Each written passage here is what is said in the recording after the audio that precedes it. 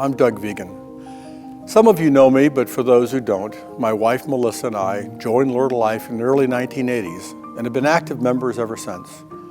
We joined because the family of Lord of Life were welcoming and we felt that presence of the Lord in this place. Back then we were young and not active church people. In spite of my growing up in a Lutheran church in the Mount Vernon area and having a brother who's a Lutheran pastor. Our two boys were baptized here and one was confirmed here. The other boy was confirmed in Charlotte, North Carolina, when we strayed for 3 years from Lord of Life.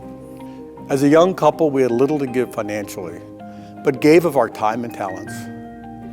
Melissa has been a Lord of Life preschool teacher, been on the fellowship committee, has taught ESL a few years, was a Sunday school coordinator once, and currently volunteers with Gracing Spaces.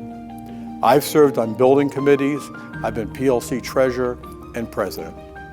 Lord of Life has been a constant in our life, a place to worship in a welcoming and comfortable atmosphere. Worshiping also makes us realize how much we have to be thankful for, due entirely to God's great blessings.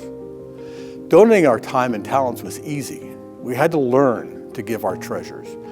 As our income rose, we had to be challenged during annual appeals like this one and pledge campaigns. Folks took the time to meet with us one-on-one. We learned that giving our treasures was not as hard as we expected.